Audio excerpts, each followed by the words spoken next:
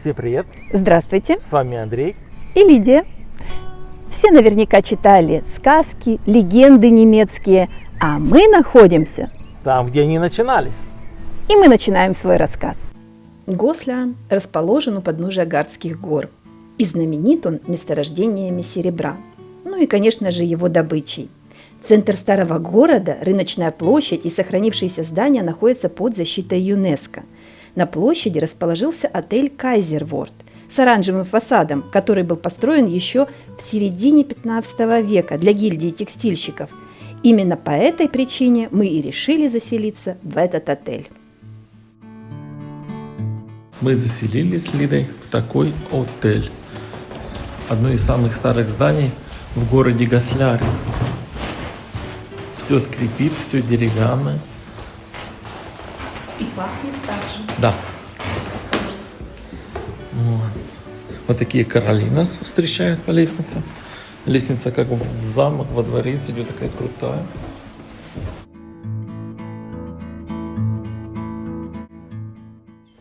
Обычно каркасные дома выглядят довольно скромно, так как строились в основном для рабочего люда, а значит и небогатого. Но Гослер был городом, в котором курфюрст праздновал Рождество, и проживали в городе богатые люди. Здесь фасады щедро украшены резьбой и яркими росписями. В общем, красота.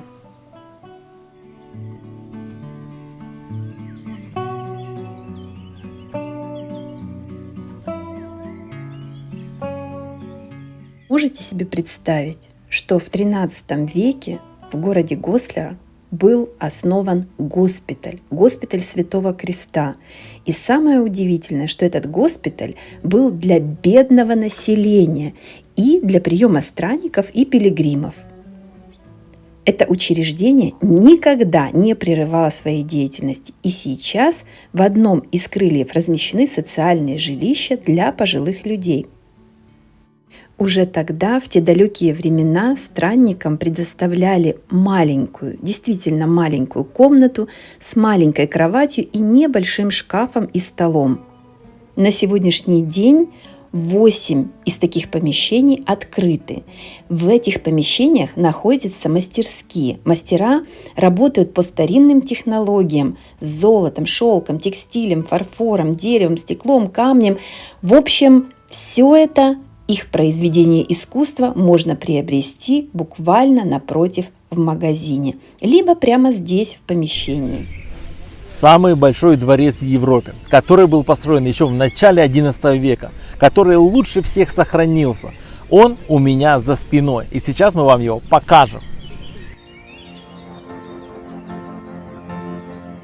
Кто в начале XI века был богаче, чем церковь? Кто мог себе позволить построить самое большое здание в городе? Никто. И вдруг здесь, в городе Госляре, появляется вот этот дворец, самое крупное здание в Европе, и никакого отношения к церкви не имеет.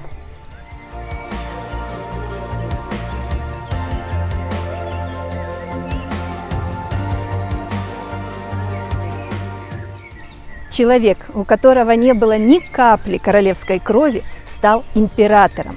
Императором Священной Римской империи. Вот он, Фридрих Барбаросса. Мы пошли гулять по извилистым улочкам этого чудесного города и все время обнаруживали для себя что-то новое.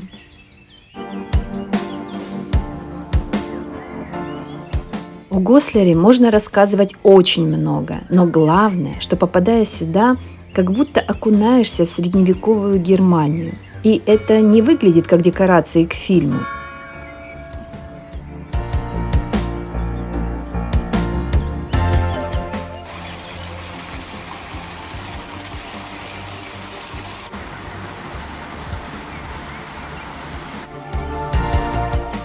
Погуляли мы, и разыгрался аппетит.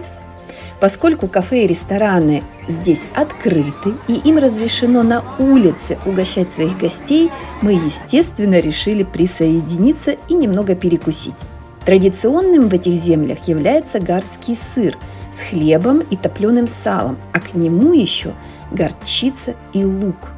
Но, К сожалению, именно в этом ресторане его не было, поэтому мы заказали кое-что другое.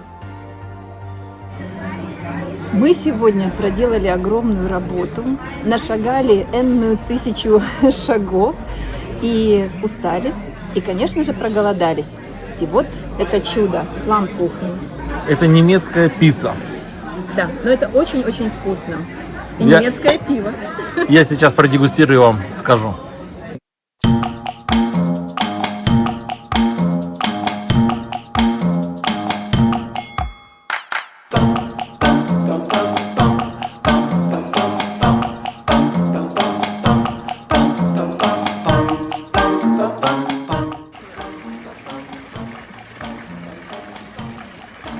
Вечером мы решили еще прогуляться, чтобы в очередной раз насладиться прелестью этого маленького, милого, уютного, сказочного городка. И как же это удивительно, когда слышишь из маленьких окошек фахверковых домов, как работает телевизор.